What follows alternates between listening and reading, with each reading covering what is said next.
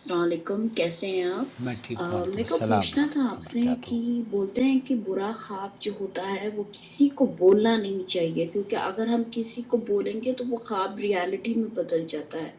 تو میں نے ایک برا خواب میری ماں کو بول دیا ہے، تو اب میں کیا کروں جس سے وہ خواب پورا نہیں ہو؟ نحمدہ ونصلی علی رسولہ الکریم، اما بعد۔ خوابوں کی دنیا بھی بڑی عجیب و غریب ہے، اور اسی لیے اہل علم کا ایک بہت بڑا طبقہ ہے کہ وہ خوابوں کی تعبیر سے لوگوں کو اکساتا ہی نہیں ہے کہ آپ خوابوں پر دھیان دیں، بلکہ تقدیر کو، اللہ تعالیٰ کی مشیت کو مقدم رکھتے ہوئے نیک کام کریں اور اللہ سے اچھی امید رکھیں۔ دوستو، بھائی اور بہنوں، کبھی کبھار انسان خواب دیکھتا ہے، ایسا خواب جو دل میں اتر جائے اور پھر دل بے چین بھی کر دیتا ہے کہ آخر اس خواب کا مطلب کیا ہے۔ جیسے کہ بہن نے اپنی والدہ کے سامنے ایک ایسا خواب دیکھا جس کی وجہ سے وہ بے چین ہو گئی اور والدہ سے انہوں نے ذکر بھی کر دیا، اور پھر خواب دراصل ہوتا کیا ہے؟ ایک لطیف سا پیغام ہے، ایک خوبصورت طریقہ ہے جو کہ آپ کو اللہ رب العالمین جس طریقے سے دو طرح کے خواب ہوتے ہیں نا، اچھے خواب یا برے خواب۔ اب آپ نے اگر برا خواب دیکھ لیا ہے تو ایک حدیث ہے جو کہ بڑی مشہور حدیث ہے، اور بعض اہل علم نے اس کو صحیح سمجھتے ہوئے اس پر تبصرے بھی کیے ہیں، اور بعض اہل علم نے اس کو محل نظر بھی کہا ہے۔ میں آپ کی خدمت میں شیخ سعد الشطری سے جب پوچھا گیا اس حدیث کے بارے میں تو انہوں نے کیا کہا؟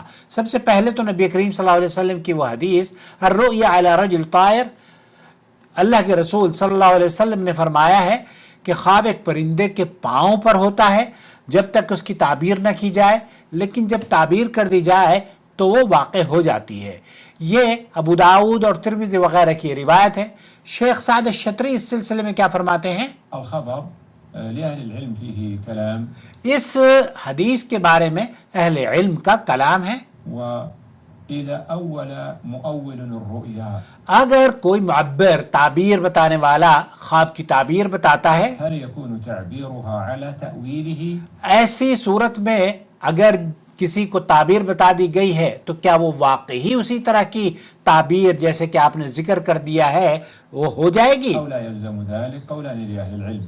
اس سلسلے میں دو اہل علم کے بڑے گروپ ہیں جن کا کہنا ہے والظاهر أنه لا يلزم، کہ بعض مرتبہ ہو جاتی ہے اور بعض لوگوں کا کہنا ہے کہ نہیں ہوتی، لیکن صحیح بات جو شیخ سعد الشطری فرما رہے ہیں کہ اہل علم کا یہ موقف کہ بتانے سے خواب کے وقوع پذیر ہونے کی کوئی حقیقت ہماری سمجھ میں نہیں آتی۔ بعض اہل علم نے اس روایت پر ہی گفتگو کیا ہے اور اس حدیث کی سند کو قوی نہیں کہا ہے، اور اس کا مطلب یہ نہیں کہ صرف کسی کے بیان کر دینے سے خواب حقیقت میں بدل جاتا ہے یا حقیقت بن جاتا ہے۔ سیدنا ابو بکر صدیق رضی اللہ تعالیٰ عنہ نے ایک خواب کی تعبیر نبی کریم صلی اللہ علیہ وسلم کے سامنے بیان کری تو آپ علیہ السلام نے خواب سنا، خواب کی تعبیر بھی سنی، تو آپ علیہ السلام نے ابو بکر سے کیا فرمایا؟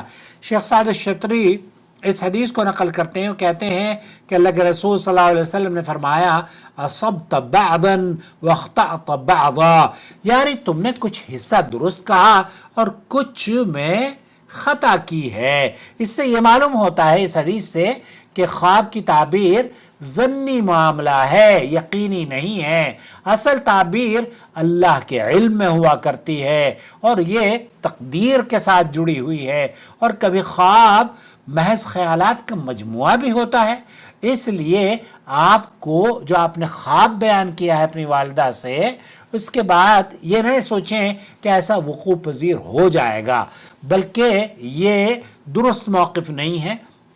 آپ کی تقدیر آپ کی پیدائش سے پہلے، دنیا بننے سے پہلے ہی اللہ رب العالمین نے لکھ دی تھی، تو آپ گھبرائے نہیں، اللہ سے دعا کریں کہ اللہ تعالیٰ اس بہترین جو خواب آپ نے دیکھا ہے اس کے نتائج اچھے ہوں۔ اور بعض اللہ کے رسول صلی اللہ علیہ وسلم نے فرمایا نا کہ بعض شیطان کی طرف سے خواب ہوتے ہیں جو برے خواب ہیں، تو آپ کو کیا کرنا چاہیے ایسے میں؟